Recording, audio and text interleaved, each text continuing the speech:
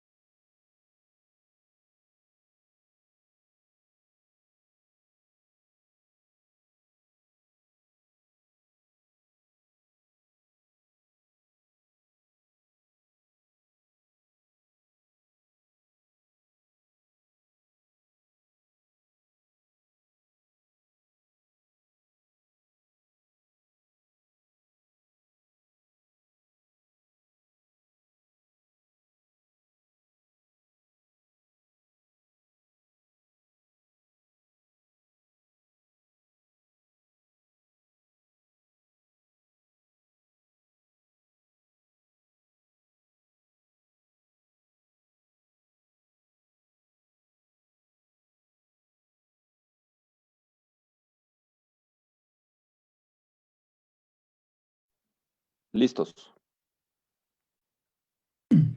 Muy bien, bueno, buenas noches Camilo, buenas noches a todos los que nos siguen a través de la página de Israel Sin Fronteras. Estamos como cada 15 días en este programa que hemos denominado Conexión 972, un poquito de realidad sobre la situación en Oriente Próximo, enfocado siempre con un interés de enseñar más que de hacer propaganda. La idea de hoy, tenemos el cuarto programa relacionado con religión y poder y la volátil combinación que existe entre ambos factores.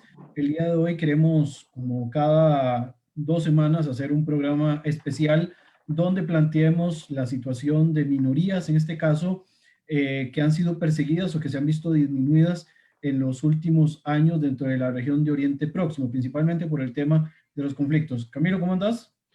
Todo lo mejor, muchísimas gracias y bienvenidos a todos quienes nos siguen. Perdón que estoy terminando de colocar, que alguna vez me llamaron la atención, que se movía mucho el micrófono y me había olvidado de inmovilizar un poco. Muy buenas noches desde Quito, querido Brian, un abrazo fraterno siempre allá a Costa Rica. Quería preguntar, ¿ustedes han sentido el embate de los huracanes? ¿Han llegado hasta Costa Rica? Quizás mal clima, por lo menos, ¿no? Sí, hemos tenido algo de mal clima, principalmente en la zona Caribe, acá en el Valle Central, que es donde se concentra la mayoría de la población. Lo que hemos sufrido es un poco de lluvias, algunas zonas con deslizamientos, breves circunstancias ahí un poco distintas, pero no hemos sufrido, digamos, los embates que desgraciadamente han vivido la población de Nicaragua o la población hondureña y en cierta parte también. Creo que Colombia y Guatemala también han sufrido un poco con el embate de estos dos huracanes, tanto ETA anteriormente como el actual que se llama Iota. Hay todavía posibilidades de que hay una nueva tormenta tropical formándose en la región Caribe que podría Así también escucho. afectar Eh, Centroamérica. Vamos a esperar para analizar, ojalá que no pase a más, ¿verdad? La idea es siempre pues mandarle nuestras mejores vibras. Han estado trabajando comités muy, en particular, acá en Costa Rica se ha movilizado la organización Cadena, que es una ONG de la comunidad hacia el exterior y han hecho también una gran labor con respecto a esto, junto a otras organizaciones que también están involucradas en la materia de rescate en este tipo de condiciones. Nuestro abrazo solidario a todos aquellos hermanos nicaragüenses, hondureños, colombianos que han tenido que sufrir un embate terrible de estos dos fenómenos naturales. Pronta recuperación y pues ánimos. Además, esta época de pandemia creo que además es la peor como para tristemente sufrir además los embates de la naturaleza. Quiero dar bienvenida a todos los que nos siguen en Israel Sin Fronteras, como cada 15 días, casi que religiosamente. Apenas una vez tuvimos que saltarnos y no cumplir con el cronograma, con lo cual creo que de alguna manera pues nos hemos mostrado disciplinados en nuestra tarea de informar, de abordar temas, brindando la posibilidad de tener un panorama global de lo que es la realidad en Oriente Próximo, desde diferentes perspectivas. Como lo decía Brian, venimos ya, este es el cuarto capítulo que abordamos el tema de la combinación religión y poder político y cómo ha ido modelando Oriente Próximo. Hoy nos toca hablar de una minoría religiosa que en algún momento fue mayoría hace muchos siglos y que ha venido, de acuerdo a la presentación que vamos a mostrar, ha visto mermada su presencia. Sigue siendo la segunda minoría, la segunda religión más importante de Oriente Próximo, pero indudablemente la proporción frente al grupo religioso mayoritario, que es justamente los musulmanes, indudablemente la proporción es enorme, la desproporción, mejor dicho, es enorme, pero indudablemente no dejan de ser un grupo importante en algunos países con mayor incidencia, como lo vamos a ver, con mayor importancia, y en otros han ido, según lo que vemos, han ido mermando duramente su presencia en varios países. Querido Brian, si quieres, podemos arrancar justamente con esta presentación que nos habla mucho de esta realidad, ¿no? Sí, el informe que tomamos como referencia para poder hablar del tema de los cristianos, yo sé que acá quizás Camilo, por las relaciones que directamente Israel Sin Fronteras tiene con las comunidades cristianas, puede abordarlo con una profundidad mucho mayor que la que yo lo voy a abordar. Voy a mencionar algunos aspectos y podemos ir, pues tal vez comentando algunas de las filminas. Esto es un informe que presenta el periodista Martin Banks, quien es un periodista encargado en el diario New Europe, que está ubicado creo que en el Reino de los Países Bajos, y él presenta, o en Bélgica, creo que es en Bruselas, más bien en Bélgica, él presenta un informe en el cual se habla de cuál ha sido el comportamiento de las poblaciones cristianas en los últimos años en la región de Oriente Próximo. Aquí en el primero dice, bueno, el cristianismo que se origina en el Oriente Medio, en el primer siglo de esta era, es ahora una religión minoritaria importante en la región. En la primera parte del siglo XX, los cristianos de diferentes denominaciones alguna vez constituyeron un tercio del complicado tejido religioso y étnico que caracteriza al cercano Oriente. Hoy, sin embargo, ese número se ha reducido a un asombroso 5% y pone a la religión más grande del mundo en riesgo de extinguirse en su patria espiritual. El cristianismo sigue siendo la segunda religión más grande de la región, con más de 20 millones de miembros que viven principalmente en dos países, que son Líbano y Egipto, también en Irak, Irán, Siria y Jordania. Líbano y Egipto, además, las comunidades cristianas ubicadas en estos territorios son de rito maronita, ¿verdad? De iglesia maronita o iglesia copta, que son los dos más importantes. Y también dentro de la situación del Líbano y en la región siria tenemos a los maliquitas. En el caso iraquí vamos a tener a cristianos de origen asirio. En el caso de Irán, exactamente igual, ¿verdad? Además, muchos cristianos de origen armenio están ubicados acá. Y bueno, vamos a tener otras corrientes religiosas cristianas que no son como las más comunes en Occidente, salvo quizás la Iglesia Católica Romana, que tiene alguna presencia, y algunas también iglesias protestantes de, digamos, de los nuevos movimientos que se han ido ubicando en los últimos años dentro de la región, pero han ido disminuyendo, como bien señala acá Vance. Camilo.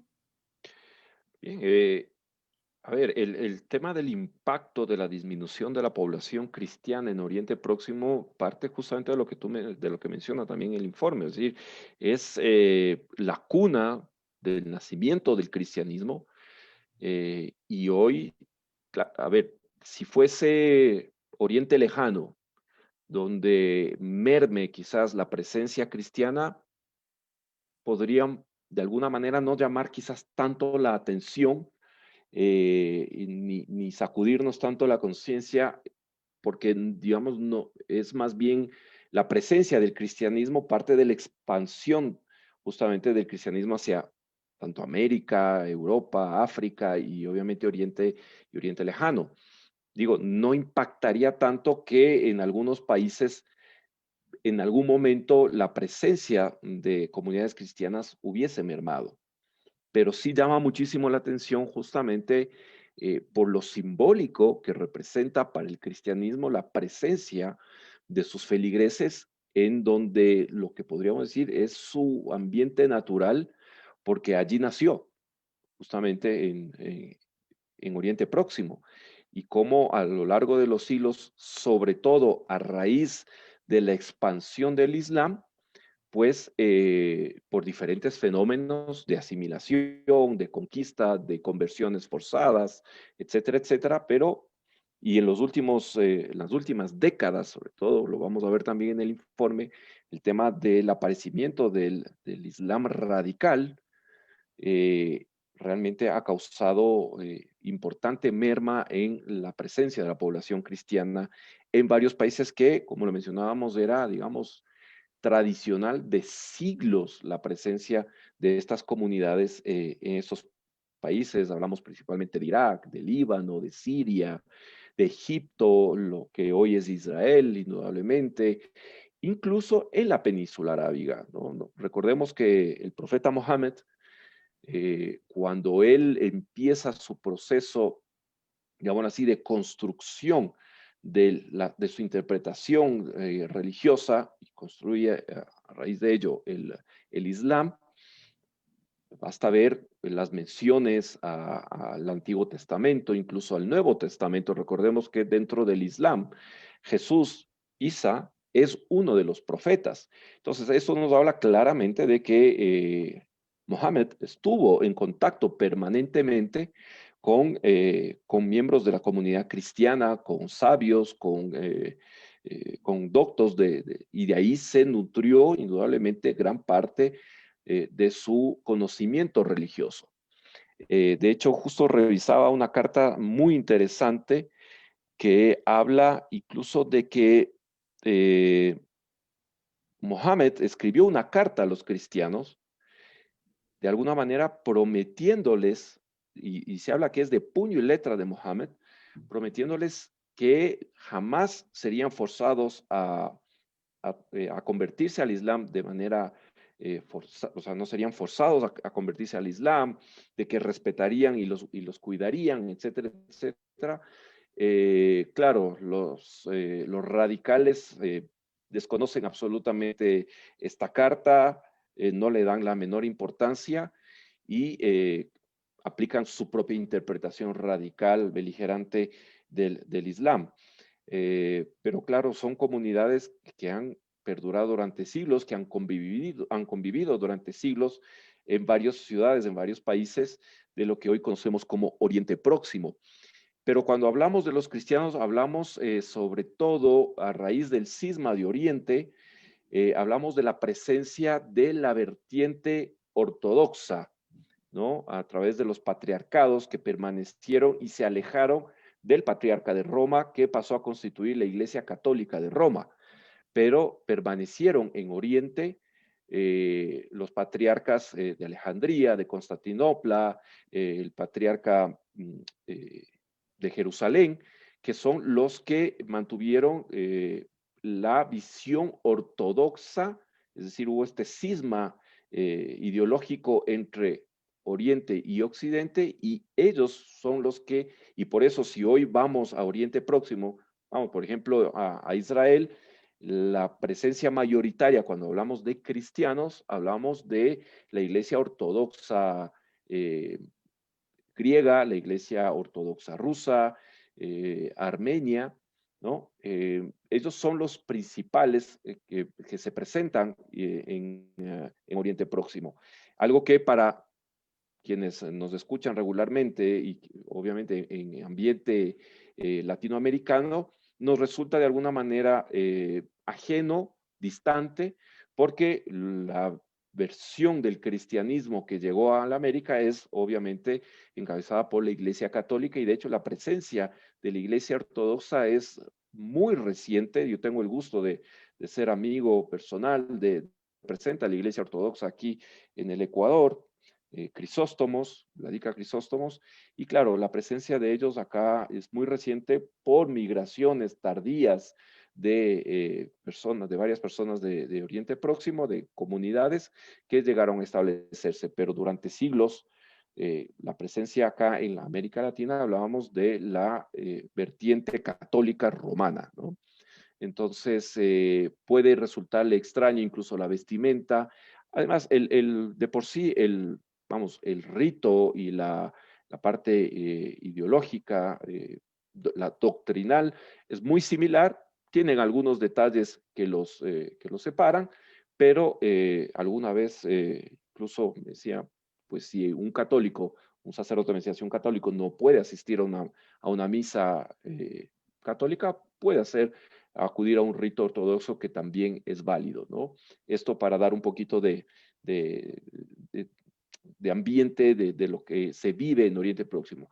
Luego, en las últimas décadas también ha habido misiones, y yo que tengo varios amigos de la Iglesia Cristiana Evangélica, hay varias misiones desarrollándose en Oriente Próximo, pero claro, ahí hablamos aún de grupos mucho más pequeños todavía, porque, como les digo, la vertiente que más domina dentro en el ambiente cristiano de Oriente Próximo es la vertiente ortodoxa. Brian. Sí, de esto que menciona Camilo, tal vez es muy importante pues detallar e explicar la importancia que ha tenido las últimas décadas, ¿verdad? Camilo menciona muy bien cómo el ala radical de un momento a otro es la que empieza a pesar para que haya una disminución. Y creo que no ha habido un momento histórico más importante en el que la población cristiana ha mermado en esta región del mundo que con la aparición de Daesh y con la expansión también de los otros grupos radicales islámicos asociados a Al Qaeda o hasta los mismos asociados a los grupos, pues podríamos decir, chiitas involucrados en el conflicto en Siria. Eso, digamos, ha obligado a una movilización por un tema de subsistencia, llevando incluso casi a desaparecer a la población de habla armenia ubicada en Siria, que es una de las últimas comunidades de habla armenia, ¿verdad? Para lo que interesa este tema, perdón, de Solamente, habla Brian, aramea. Este, Brian, solamente señor. si me permites una observación para quien no está tan familiarizado con la expresión Daesh. Cuando hablamos del Daesh, que es la palabra árabe para denominar, es lo que acá el fenómeno radical que se manifestó, que lo conocimos acá como el Estado Islámico o ISIS o ISIL en inglés, ¿no? A eso se refiere justamente Brian cuando habla de Daesh, es el Estado Islámico, ¿no? Sí, gracias Camilo. El uso de Daesh es directamente porque en la pronunciación árabe la palabra Daesh significa algo así como aplastar o machucar. Ujú. Entonces, es una forma despectiva de llamar a esta agrupación islamista radical, ¿verdad? Que la parte religiosa en ocasiones eran muy ignorantes. De hecho, que como la mayoría de los radicales conocen algunas cosas de la letra, pero no conocen los contextos y por eso las pueden tergiversar con tanta facilidad. Daesh o el Como Estado decimos, Islámico. como suelo decir yo, para ser radical basta aprenderse tres, cuatro frases y repetirlas hasta el cansancio, hasta que se omnibule la mente, así de simple. Eso es para mí un radical. No hay un proceso de razonamiento o de verdadera, en caso de ser un tema religioso, de verdadera fe, o ni mucho menos, sino es una radicalización a un adoctrinamiento. Voy a evitar cualquier peyorativo, pero bueno, vamos a hablar de radicalización extrema sin que medie un proceso de racionalización o en el caso cuando hablamos de la religión, es importante esa parte espiritual, que prácticamente estos grupos radicales erradican cualquier, eh, al menos desde la visión occidental de lo que significa la espiritualidad, se ve absolutamente erradicada de su modus vivendi, ¿no? Sí, y totalmente. Y acá creo que una frase que los oyentes podrían involucrar muy bien es que dicen que un texto sacado de contexto se convierte en un pretexto. Entonces, es Correcto. muy dado lo que estas organizaciones hacen con respecto a la religión. Y como les mencionaba, una importante cantidad de cristianos, tanto en Irak como en Siria, durante el establecimiento del el supuesto califato de este grupo radical islámico, eh, fue disminuyendo las poblaciones. De hecho, no lo metí dentro de la presentación, pero con la llegada de Daesh a Irak, hubo un periodo en el cual los cristianos eran marcadas sus casas con la letra Nun, ¿verdad? Del Correcto. alfabeto árabe Ujú. para hablar de nazarenos, ¿verdad? De la forma en la que les llaman a los cristianos según algunas corrientes islámicas, principalmente estos puristas, ¿verdad? Eh, ya los habíamos mencionado la otra vez, los takfiríes, ¿verdad? Estos que llaman infieles a todos los que no comulgan con su posición. Y mencioné también en este ratito que han logrado casi extinguir una de las comunidades aramaicas, ¿verdad? De habla aramea más importantes que están dentro de la región, que para la perspectiva cristiana debería ser importante, aunque yo sé que una vez que se da el cisma entre Oriente y Occidente, muchos de estos grupos cristianos son vistos como diferentes, ¿verdad? Por las otras ramas. Al extinguir, digamos, estos grupos de habla aramea, pues estamos acabando con una historia desde el siglo primero, ¿verdad? De las primeras comunidades cristianas, lo que podríamos hablar de los grupos o la primera comunidad de creyentes, ¿verdad? De Jesús de Nazaret en el primer siglo de nuestra era común.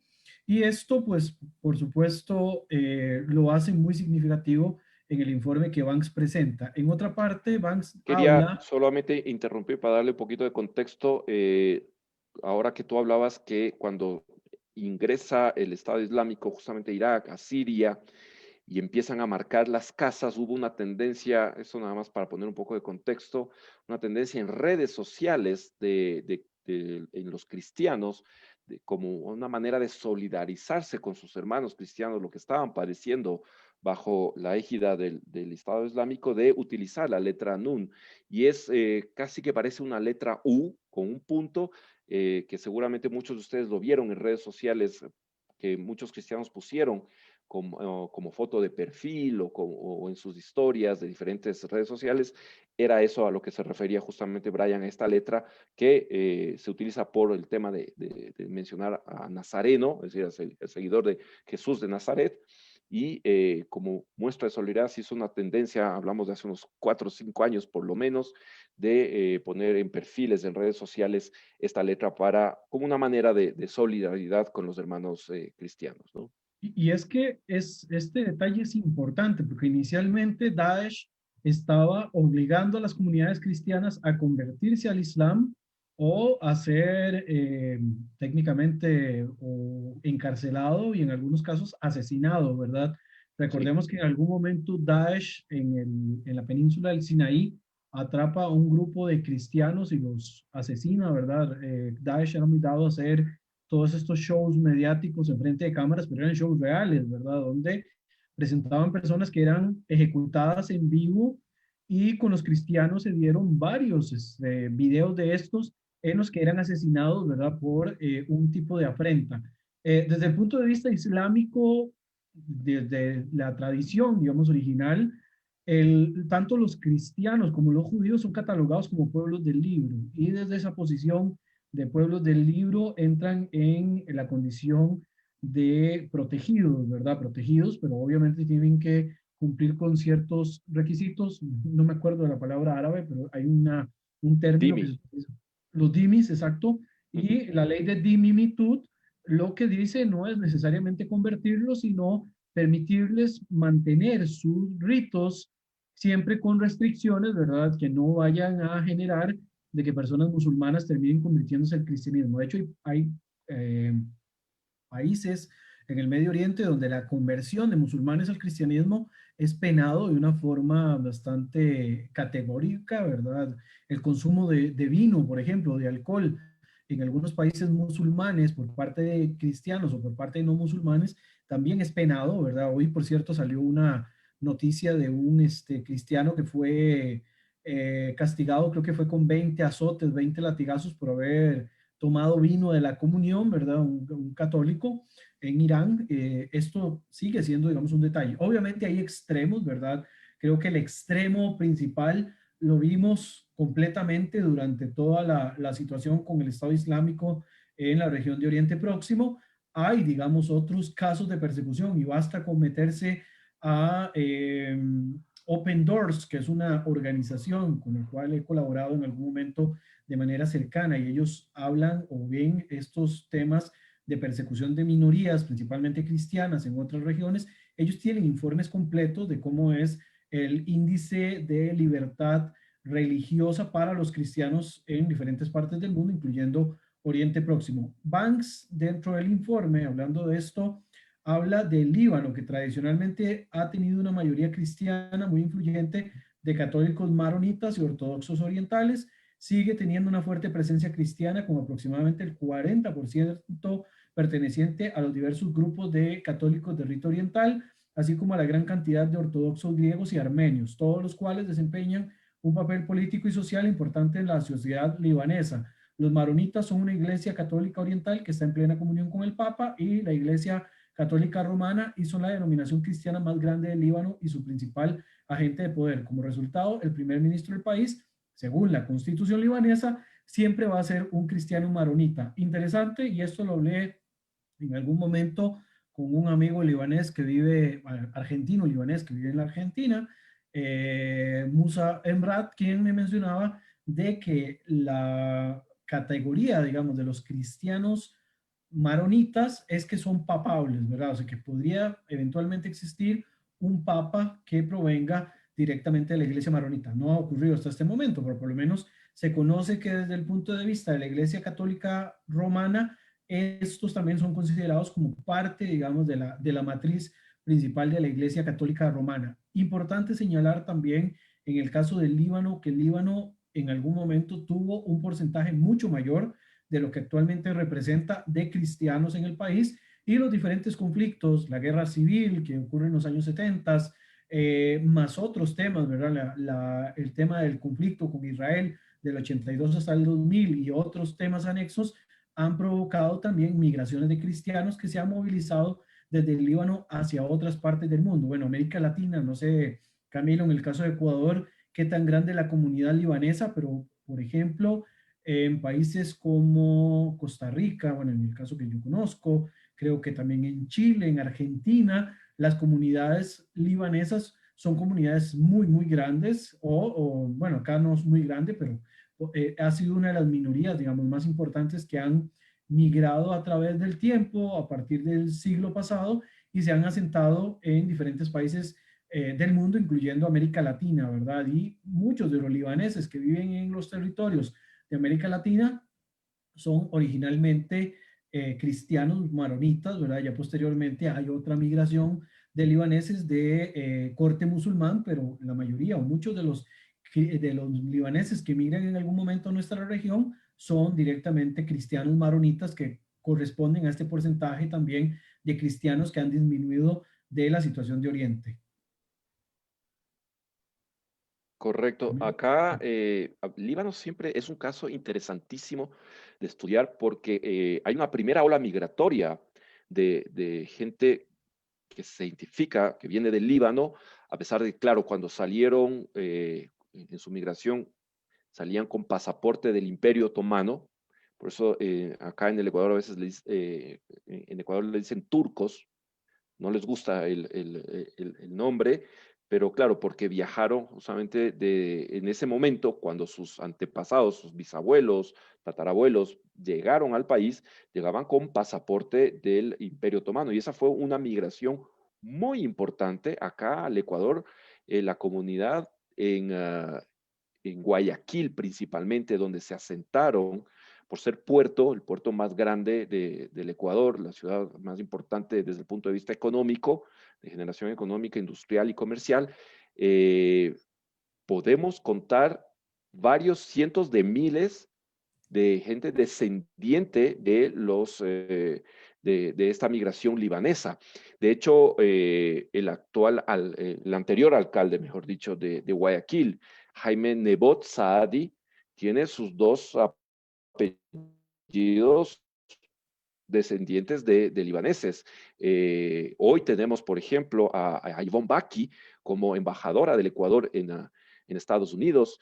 Tuvimos un presidente, Yamil Mawad, Mahawad, obviamente en árabe, es decir, un ex vicepresidente, Alberto Dahik, también descendiente de libanés, es decir, la presencia en el área, en el aspecto comercial, en el aspecto político de ecuatoriano, la presencia de la comunidad libanesa es muy importante, aportes al país, desde el punto de vista bancario también han tenido presencia, es decir, es muy, muy importante su presencia acá. Yo tengo dentro de mis amigos, varios de ellos de ascendencia libanesa, compañeros míos de colegio, también en Quito, pero claro, la gran mayoría, la presencia más fuerte, están en la ciudad de Guayaquil. Y digo, Líbano es un caso muy interesante porque, de hecho, cuando Francia decide crear, digamos, el Estado del Líbano, separándolo,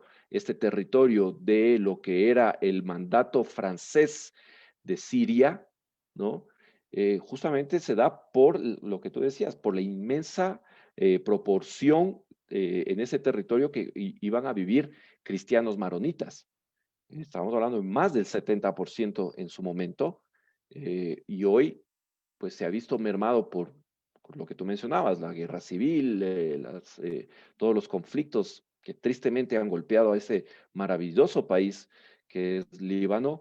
Eh, Hoy por hoy su presencia es 40% y sabemos que si bien es cierto, el primer ministro puede ser cristiano maronita, pero tristemente incluso se me olvidó el nombre de este amigo argentino, libanés también, que escribe mucho en Infobae, va a ser un títere prácticamente de las fuerzas eh, como el Hezbollah, ¿no? O sea, tienen indudable, los cristianos maronitas tienen todavía una presencia importante, pero desde el punto de vista político han perdido muchísimo espacio, dejando la presencia a este grupo radical que es el Hezbollah, obviamente de incidencia directamente de Siria y por supuesto de Irán, ¿no? Grupo además de tendencia chiita, que son los que se han tomado justamente el Líbano. Pero una cosa que es importante que mencionaste, las guerras de Israel con el Líbano. Esto siempre hay que aclarar, porque justamente dando una clase acá en la Academia de Guerra del Ejército, yo excluí las guerras del Líbano dentro del conflicto árabe-israelí, porque la guerra en Líbano no era contra el Estado libanés. La guerra, paz pelea, inicia en el 82 para liberar toda esa franja del sur del Líbano que había sido tomado por grupos, por la OLP principalmente, y de hecho colaboran con el ejército israelí las falanges cristianas, ¿no? De hecho, era más en apoyo justamente de alguna manera, hacia el Estado libanés, y lo que se buscaba era sacar, como de hecho se logró sacar a la gente de la OLP. Tristemente, quienes tomaron el lugar no fue el ejército ni el Estado libanés, y quienes terminaron tomando ese lugar, como todos sabemos, desde el Hezbollah, que termina llevando a una segunda guerra del Líbano hacia el 2006. Pero nada más para aclarar que, digo, la guerra entre Israel y Líbano no fue una guerra contra el Estado libanés, sino contra estas presencias de grupos irregulares, radicales en el sur del Líbano, ¿no? Sí, sin duda. Sin embargo, bueno, no es un secreto para nadie de que la presencia de Israel hasta el 2000 en el territorio libanés pues genera Sin lugar a ciertas dudas. diferencias. Igual, obviamente no entra, digamos, directamente dentro del tema del conflicto palestino-israelí, pero sí es, digamos, podríamos hablar de una ramificación, porque pensemos además que Líbano, el sur del Líbano, es uno de los lugares donde se asienta uno de los campos de refugiados palestinos más importantes del Medio Oriente, ¿verdad? Donde además viven en una condición bastante deplorable, ¿verdad? Por cuestiones ahí, políticas y por la situación también de los grupos que tienen influencia acá. Y en el último tiempo, esta comunidad palestina que está en el sur del Líbano está también enfrentada de alguna manera con los migrantes y los refugiados de origen sirio, ¿verdad? Pero bueno, eso lo podemos tal vez plantear para otro momento. Sí es importante, digamos, todo lo que Camilo señala con respecto a la situación de los libaneses fuera del Líbano, ¿verdad? Que se han tenido que movilizar por las mismas circunstancias que vive su territorio y cómo se mermó uno de los países eh, impulsados, ¿verdad? De alguna forma como un país cristiano. Dice por acá que los cristianos libaneses, en el informe de Banks, son seguidos por sus homólogos de Egipto, la populosa nación árabe, en términos de tamaño y su importancia relativa en la sociedad. De los 90 millones de habitantes de Egipto, el 15% de la población es cristiana, la mayoría de los cuales son coptos, un Coptos. grupo etno-religioso que es indígena de Egipto, ¿verdad? Que también es una de las iglesias, creo que más antiguas que hay, después de la establecida en las regiones de Jerusalén y alrededores, ¿verdad? La iglesia copta es una de las iglesias más antiguas del cristianismo. Sin embargo, dice acá, esas comunidades relativamente saludables y prósperas son excepciones en el Medio Oriente actual. A diferencia de hace un siglo, la situación actual hace que la mayoría de las comunidades centenarias, desde el creciente fértil hasta el Levante y las estepas de Anatolia, se estén extinguiendo rápidamente si no hubieran, si no hubieran conocido su desaparición, ¿verdad? Que es una frase lapidaria con la que cierra acá en el informe. Las sucesivas oleadas de guerra, genocidio, emigración masiva, limpieza étnica, políticas gubernamentales discriminatorias y el surgimiento del Islam radical han ayudado a casi destruir la una vez próspera comunidad cristiana en el Medio Oriente y por lo tanto transformando a la población árabe de una que una vez fue multiconfesional, personas en una comunidad casi monorreligiosa de musulmanes, principalmente sunitas y chiitas, que como hemos mencionado en los programas anteriores, tampoco son monolíticos y tienen sus grandes problemas. Y acá en negrita señalamos algo que dice el informe de Banks, la organización de ayuda francesa SOS Cristianos de Oriente, ha pedido la creación de una Secretaría de Estado que se dedicaría a la situación de los cristianos orientales. Y por acá, bueno, habla Benjamín Blanchard, que es el director ejecutivo de los Cristianos de Oriente, donde él hace un llamado al gobierno francés, ¿verdad?, para hacer pues esta secretaría para tratar de rescatar el cristianismo en Oriente. Y bueno, la misión del órgano estatal propuesto sería detener la desaparición del cristianismo oriental en el Medio Oriente, ya que según el grupo, hacerlo sería comprometerse con la defensa de la libertad religiosa en la región. Y obviamente acá el señalamiento principal tiene que ver con lo que está ocurriendo en los países que fueron tocados por los grupos radicales en las últimas décadas, ¿verdad? Todos los grupos que están persiguiendo a los cristianos buscando su extinción, su desaparición, donde por supuesto una de las influencias más grandes la ha tenido el Estado Islámico desde su llegada a principios de esta década, ¿verdad? Y lo cual obviamente viene a marcar una situación muy, muy delicada en la merma o en la disminución de comunidades cristianas que han ido migrando hacia otras partes del mundo, no solamente hacia otras partes de Oriente. Cuando hablamos del caso muy puntual de Israel, ¿verdad? De una comunidad que vive en una libertad muy distinta a lo que viven las demás comunidades cristianas, pero aún así, digamos, el tamaño de la comunidad cristiana en Israel no es muy grande, no es que se estén extinguiendo, sino que por el tamaño del territorio, también el tamaño de la comunidad cristiana no es tan determinante. Sí, es pequeña, es apenas un 2%, si no me equivoco, de la comunidad cristiana en israelíes, digo, dentro de la población israelí, ¿no? 2%. Pero sin lugar a dudas, bueno, eso sería un caso que lo vamos a hablar después. Sin lugar a dudas, es la comunidad más saludable, más segura y donde pueden, el único lugar realmente de Oriente Próximo donde tienen absoluta libertad de culto, de confesión, digamos, hacer una vida absolutamente cristiana de acuerdo a su conciencia, ¿no? Sí, acá en este Este mapa, cuadro es supremamente interesante. Este cuadro es muy, muy interesante y muy decidor. Lo estuve revisando Brian, cuando me lo enviaste, porque curiosamente, de los países que tienen entre un 5 y un 20% de población cristiana, eh, son dos de ellos, por ejemplo, Bahrein y los Emiratos Árabes Unidos, son dos de los países que acaba de firmar una, un acuerdo de paz con Israel. De alguna manera, bueno, también Egipto lo firmó en el 79 bajo otras circunstancias, pero de alguna manera te dice que donde hay un nivel de tolerancia, donde hay un nivel de convivencia más que de tolerancia, porque digo la tolerancia, se tolera lo que estorba, pero de convivir, donde tú ves grados de convivencia interesantes, son los países indudablemente más susceptibles de poder llegar a acuerdos de paz, ¿no? Claro, es una excepción Siria.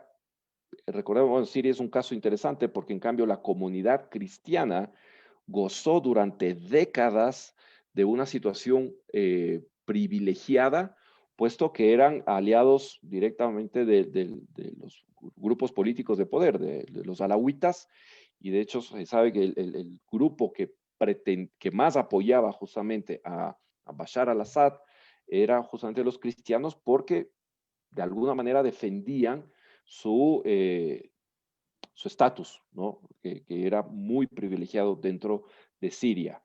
De hecho, Lo que Siria es de los pocos países del Medio Oriente que garantiza libertad de culto, ¿verdad?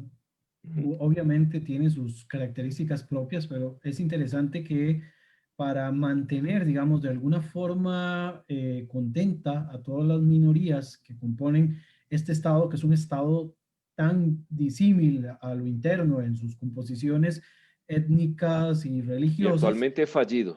y un Estado fallido, obviamente producto de esas mismas divisiones que existían, digamos, las medidas, las políticas que tomó en algún momento Bashar al-Assad con respecto, y todos el clan de los al-Assad con respecto a las minorías, puede darles la posibilidad de tener mayor libertades, ¿verdad? Esto no fue algo gratuito. De igual manera, siempre se habla de que, a diferencia de otros países de Oriente Medio, los palestinos que están ubicados en Siria gozaban de un estatus especial diferente, por ejemplo, a lo que vive en el sur del Líbano o lo que viven en los campos de refugiados en Jordania, donde viven técnicamente aislados del resto de los grupos o muy discriminados con respecto al resto de los grupos. Los palestinos de Siria viven en una cierta libertad sin tener la ciudadanía completa. ¿Verdad? No pueden votar, no pueden hacer, bueno, de todas maneras, votar en Siria es algo un poco particular, No es pero un acto, sí, pero no es a ningún lo que me, re- privilegio. a lo que me refiero es a que no tienen, digamos, los privilegios de un ciudadano completo de la zona, sino sencillamente tienen un estatus especial, ¿verdad? Un estatus especial temporal. Entonces es como la gran particularidad de Siria con respecto a los otros países de la región, donde el control de las minorías religiosas es tan importante que algunos son perseguidos, ¿verdad? Y todos estos informes de observatorios como el que les hablé, de Open Doors y similares, entran dentro de esa dinámica de la discriminación que sufren las comunidades cristianas a lo interno. Correcto. A ver, voy a ser muy franco. Uno de los datos que me sorprendió fue el tema de Kuwait, que tenga una presencia cristiana tan alta. En Qatar no me sorprende porque finalmente, y lo habíamos hablado en capítulos anteriores, Qatar, a ver, ciudadanos cataríes son apenas algo más de 350,000 de los 2,5 millones de personas que viven en Qatar. Entonces estamos hablando de que seguramente este 20%, 5 a 20% de cristianos debe corresponder indudablemente a migrantes o, digamos, ciudadanos que no son ciudadanos, residentes que trabajan en Qatar. Sí es distinto, por ejemplo, en Emiratos Árabes Unidos, donde siempre tradicionalmente se han mostrado muy abiertos a la tolerancia, a la convivencia de otras creencias religiosas, en especial con los cristianos, ¿no? De hecho, está por inaugurarse el próximo año una plaza, la Plaza de la Paz, algo muy interesante, una obra monumental, donde en la misma plaza se ha construido una mezquita, una sinagoga y una iglesia, ¿no? Para demostrar justamente como en Dubái se está construyendo esto, justamente para demostrar la apertura que tiene los Emiratos Árabes Unidos hacia la convivencia interreligiosa, ¿no? Y por acá tenemos otro cuadro, ¿verdad? Que hemos encontrado de Wall Street Journal, donde se ve el efecto de la caída de la población cristiana desde el año, dice acá, 1910, ¿verdad? Y la proyección al año 2025. A Ujú. 1910 estaba en el caso del Líbano, ¿verdad? Que es uno de los países con mayor porcentaje de cristianos per cápita de la región, estaba casi en un 80%. En la actualidad, ¿verdad? Lo que hemos Correcto. visto que estamos en un 40%, con posibilidades de bajar hasta un 30% a, no sé, en 2000, no sé, 23 tal Y vez. ojo, Brian, acá te habla de 1910, ¿no? Ya para 1910 se había dado un éxodo importantísimo de cristianos maronitas, porque al menos los registros acá en Ecuador, gente que llegó hacia final de 1800 y los primerísimos años de 1900. Y esto lo hacían principalmente por la política que implementó el Imperio Otomano de empezar a reclutar a las minorías para sus ejércitos y lo utilizaban literalmente como carne de cañón. Entonces, para evitar justamente que sus hijos fuesen reclutados en el ejército del Imperio Otomano, muchísimas familias cristianas maronitas ya habían migrado. Es decir, en su momento, lo que hoy conocemos como Líbano, seguramente la población ascendía a un 95% de cristianos hacia finales de 1800, ¿no? Sí, y acá quizás uno de los detalles, ¿verdad? Pues tristes. Bueno, este cuadro de The Wall Street Journal pone las comunidades cristianas en el Líbano por debajo del 40%. Veamos que el informe de Banks hablaba de un 40%. Este lo pone por debajo, como en un 30% de la población total. Vemos la proyección para Turquía muy pues, parecida a lo que está actualmente. Egipto también una disminución significativa hasta el año 2025. Me llama la atención el caso de Israel, ¿verdad? Donde se ve también una disminución de la población cristiana. Habría que ver también en el caso israelí, Pero porque sé acá que el tema de la lo que persecución no es tal, ¿verdad? Creo que obedece a otros factores. exactamente, en el tema de Israel es que tú tienes una migración anual de un promedio de 30.000 olim, es decir, nuevos migrantes, todos obviamente judíos. Entonces, acá lo que tienes es una participación menor porcentual en la población, pero la comunidad en sí crece, sigue creciendo, pero claro, versus el crecimiento de la comunidad. Además, recordemos los judíos ortodoxos, por ejemplo, o ultraortodoxos, con 8, 10 y 12 hijos, Igual que crecen Camilo, a, perdón, igual que Camilo. crecen a un ritmo mucho más acelerado que la población cristiana, ¿no?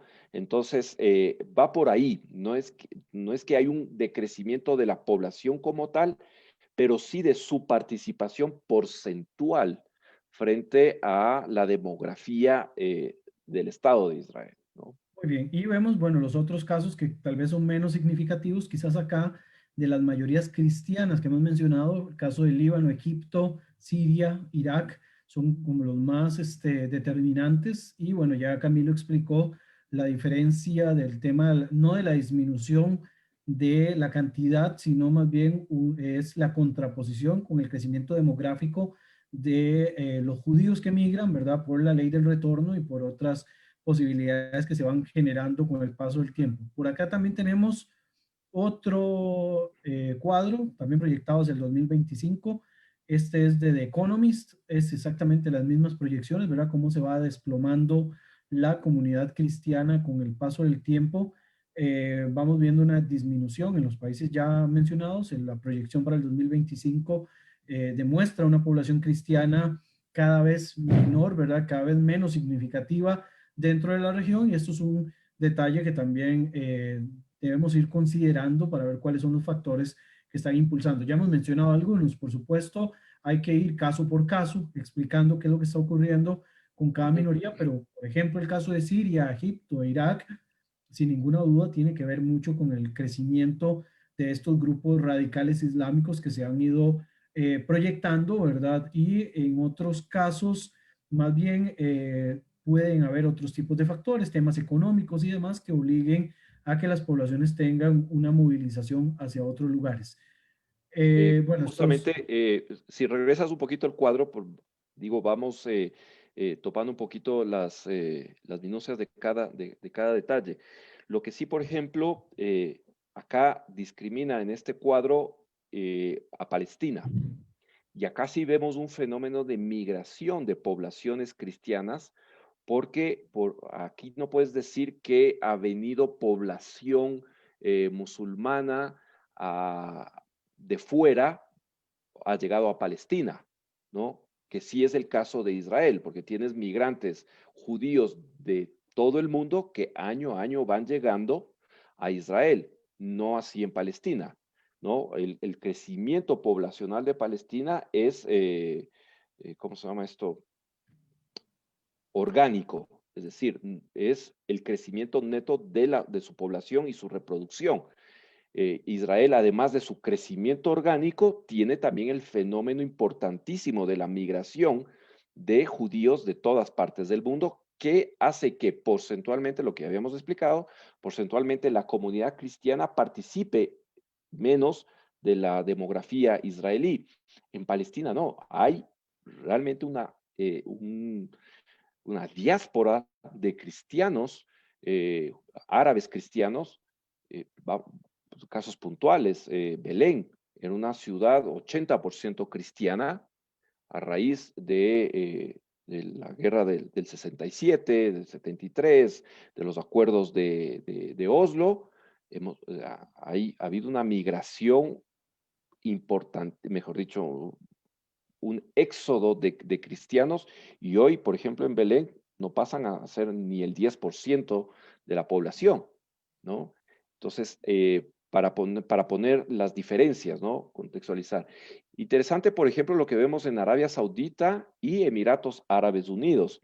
Y en Emiratos Árabes Unidos, sobre todo, y por qué hace algo más de un año el Papa Francisco visita Emiratos Árabes Unidos, porque tienes una importantísima presencia de cristianos filipinos, principalmente, que van a trabajar y se asientan en Emiratos Árabes Unidos. Y esos son cristianos católicos.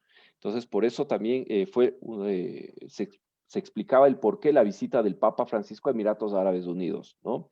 Y Arabia Saudita, pues una vez más, a raíz de ciertos cambios, sobre todo en los últimos años, vemos que la población cristiana ha ido creciendo y se mantiene de todas maneras de manera estable por algo menos del 5%, ¿no?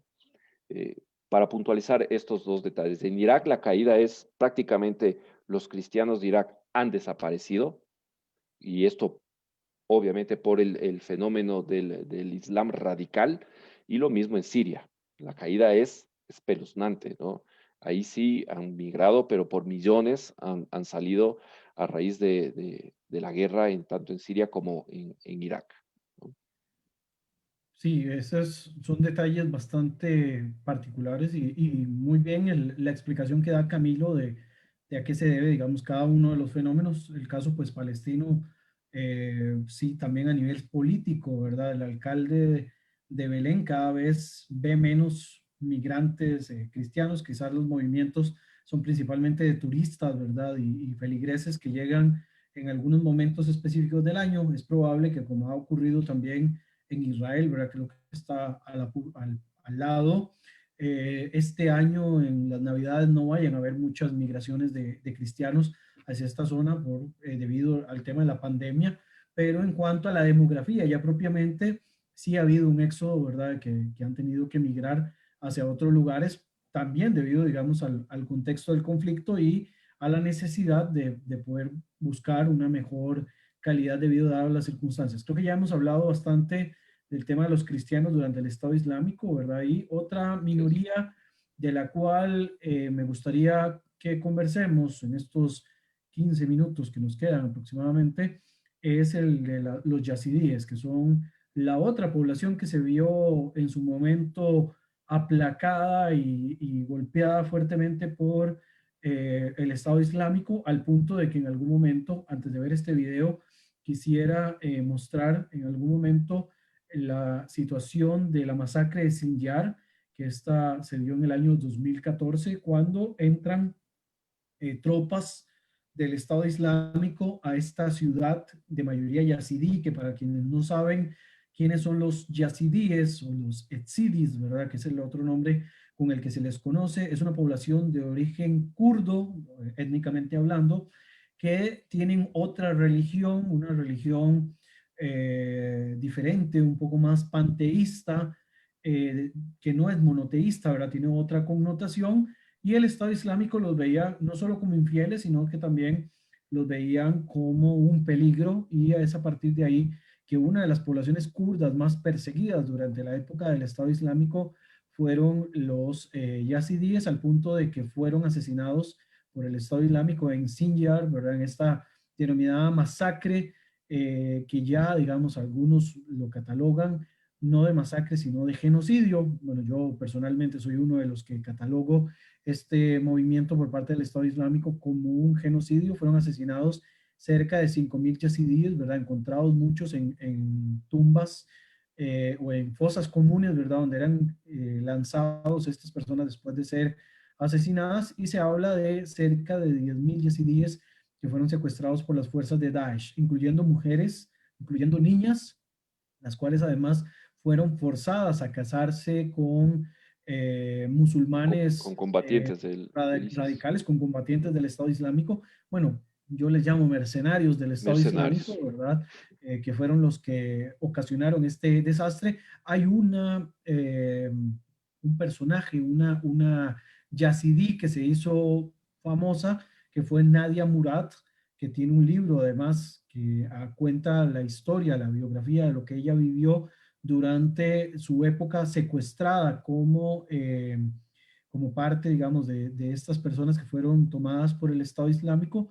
Ella fue nominada y le fue otorgado el Premio Nobel de la Paz en el año 2018, ¿verdad? Por su esfuerzo para preservar la memoria de los yazidíes después de lo que el Estado Islámico les habían hecho. Quisiera nada más como mostrar, esto es un video corto, creo que son unos 2 minutos, quisiera mostrárselos antes de pasar al otro video y también darle la palabra a Camilo que nos mencione un poco de esto, porque la otra minoría cristiana, perdón, la otra minoría religiosa en el Medio Oriente que ha mermado y además esta es una minoría muy pequeña y el Estado Islámico se ciñó, Ensañó, se se ensañó. ensañó con ellos y querían simplemente exterminarlos, ¿verdad? Estos fueron de los grupos que terminaron siendo protegidos por otros grupos musulmanes, kurdos en este caso, quienes fueron los que inicialmente salieron a la defensa de esta población yazidí para que no fueran limpiados étnicamente dentro de la región. Así que permítame para ver este corto video y ya seguimos conversando al respecto. Ah, me salió, perdón. Permítame un segundo para volver acá a la presentación.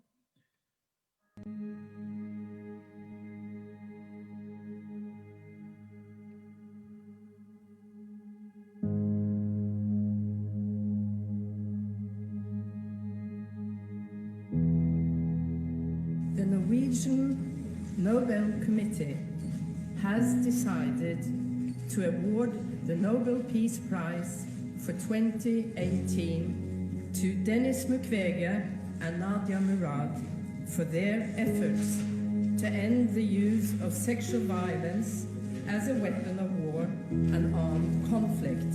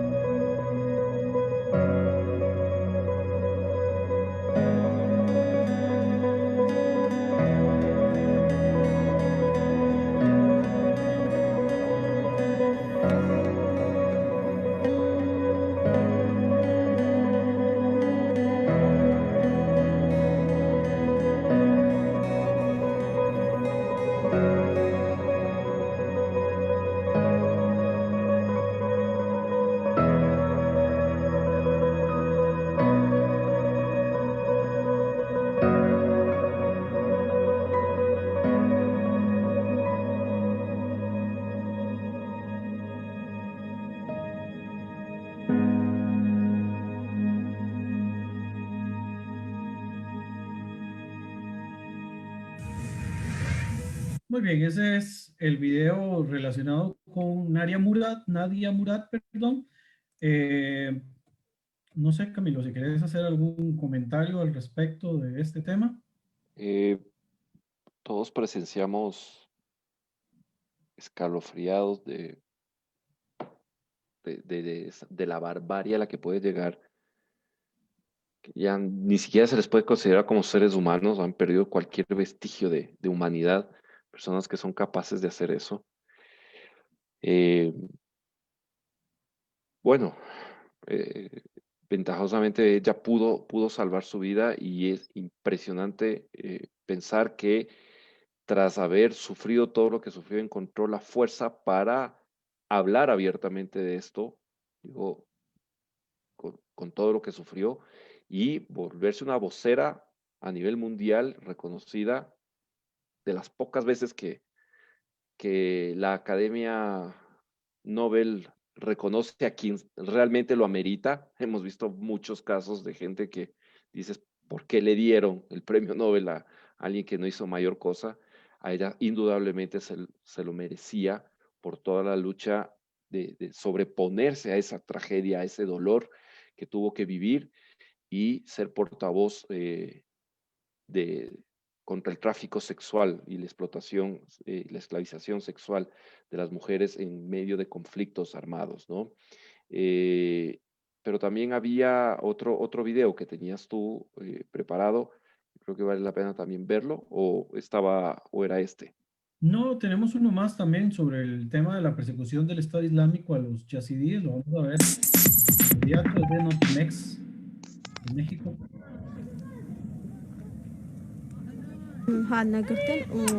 Y es interesante siempre ver esto para entender lo que puede estar pasando, ¿no?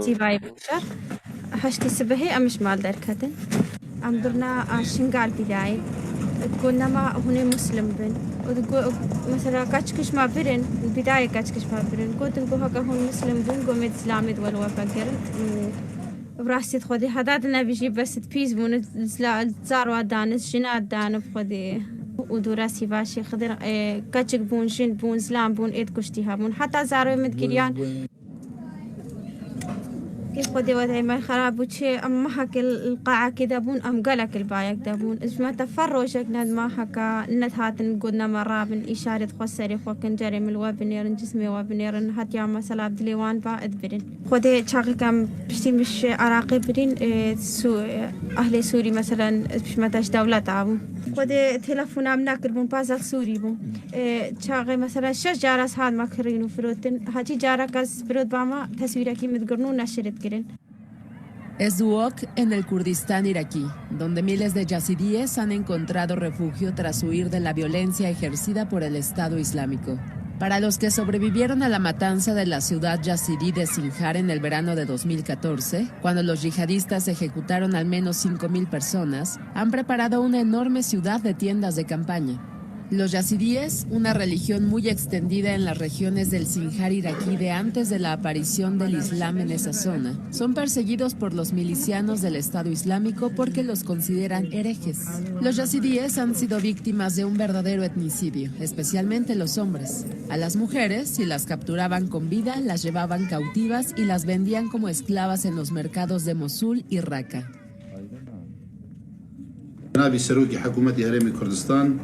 بیر لو بابەتە کرد ئەم ئۆفیسە کردەوە یەکێک لە ئارمانجەکانی ئەم ئۆفیسە ئەوەیە ڕزگارکردنی ئەو کەس و کارانی ئێمە کە کەوتنە دەستی تیرۆستاندا ئێمە بەڕێگە و جۆرەکانی توانیمان ئەو ژمارەیە ڕزگاریان بکەین طبعا ئێمە تعاملی ڕاستەوخۆ ئەکسەر دایرێکت لەگەڵ تیرۆستانی داعش نییە لەومە ئێمە پێویستی بە ژمارەی زۆر لەو کەسانەیە بە لە کەسێک بۆ کەسێک لە یتر بۆیدر هەتا بتوانین کەسێک ڕزگار بکەین. No solo las mujeres, sino también los niños yazidíes secuestrados por el Estado Islámico son objeto de las investigaciones de la Oficina de Personas Secuestradas. Los menores, después de su conversión al Islam, son adiestrados para que sean milicianos leales e implacables.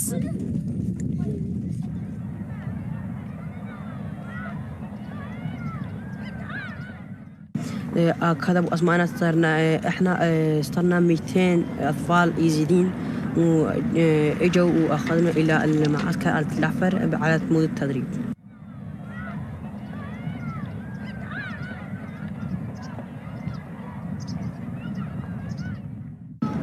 على مقاطع القتل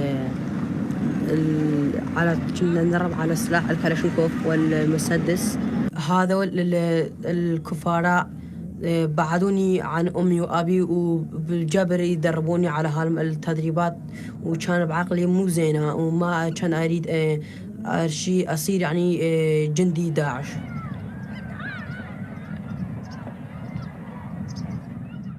ودربوني قالوا لي عندك موبايل؟ قلت لهم والله ما عندي موبايل. بشيت قلت لهم والله ما عندي موبايل. قالوا لي تجدب عندك موبايل. جلدوني 250 جلدة بس ما اعترفت، ما قلت ما أنطيتهم موبايلي. Aprovechando la confusión causada por los bombardeos, Hussein consiguió escapar y volver con su madre y su hermano pequeño. Ahora espera poder regresar a su pueblo destruido para dejarlo todo atrás y empezar una nueva vida. ولا شعوري أقول يا رب يتحررون الأحمر والموصل وكل الجهات، ولا يخلون بداعش بالعراق ويخلصون داعش ويرجعون المخطوفين والمخطوفات بخير وسلامة. يا قامي يا قامي.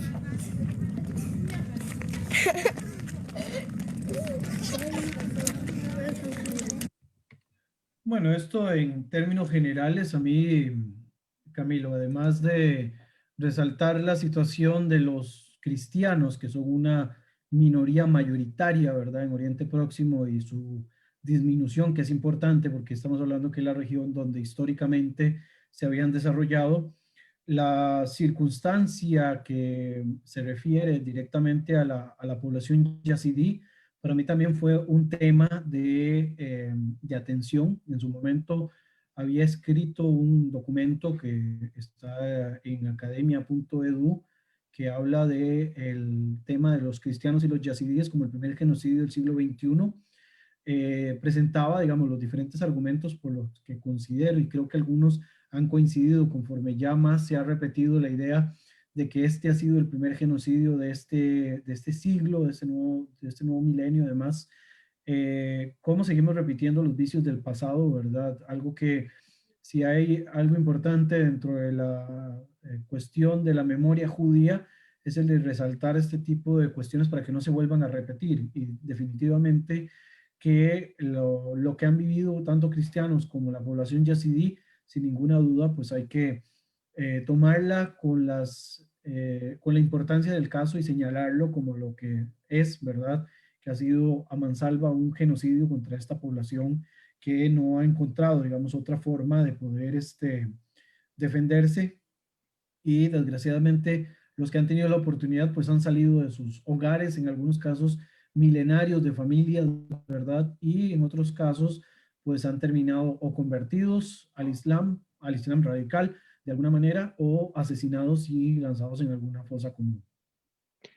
Pues sí, esto era algo de lo que queríamos conversar, de también dar la perspectiva de cómo tristemente una vez más el odio radical puede y ha cambiado la dinámica demográfica en Oriente Próximo,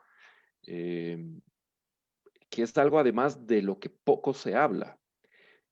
Tristemente, conflictos menos sangrientos, conflictos que podrían tener soluciones más sencillas, ocupan la agenda de los medios de comunicación, y hemos visto cómo el tema dramático de los cristianos en Oriente Próximo ha quedado relegado quizás por ahí a páginas de internet, a ciertos portales, principalmente cristianos, que denuncian esto, pero los grandes medios de comunicación, yo no recuerdo haber visto más allá de cuando explotó la información sobre el genocidio yazidí, poco o nada han dicho, ¿no? O sea, no se han ocupado de analizar, y por eso era importante ver los números, las tablas que mostró Brian, para entender el tamaño y la dimensión de la tragedia que ha sucedido en Oriente Próximo con la minoría cristiana. Es realmente una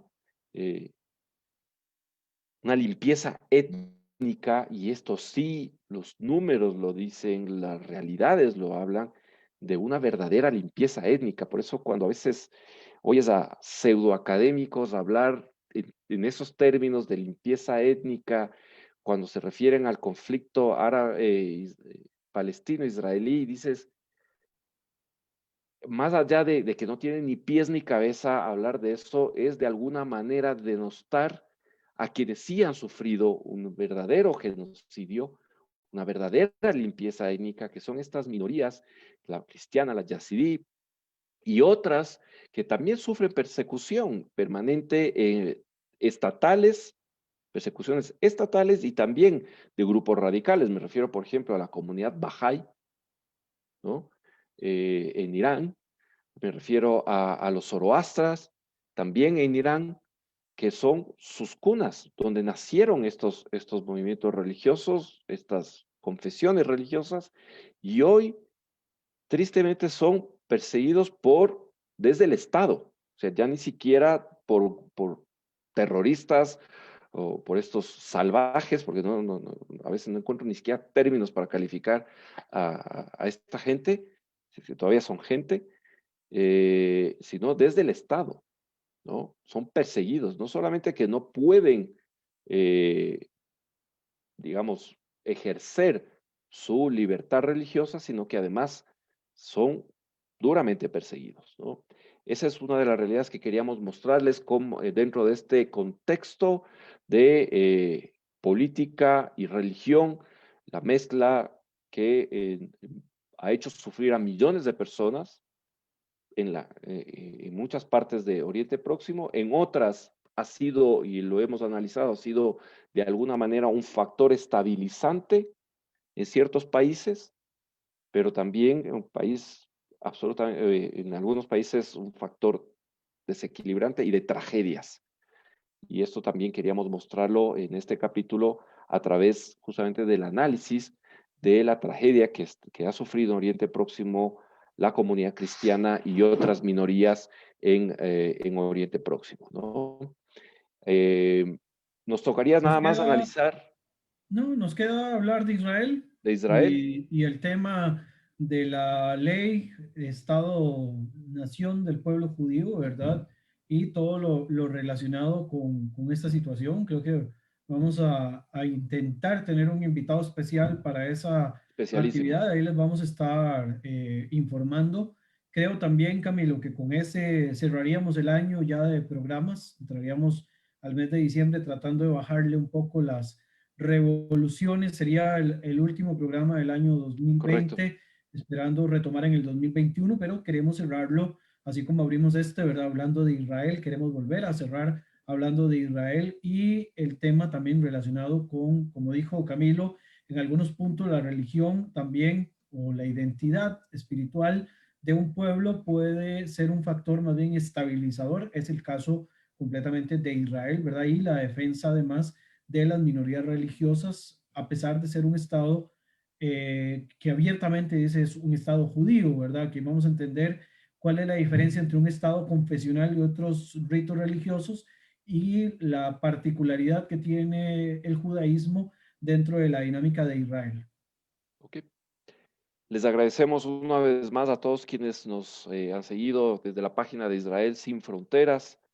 Gracias por dedicarle este tiempo a entender a este fascinante espacio de la tierra que es Oriente Próximo. Esperamos haber aportado con datos, con números, con hechos al análisis.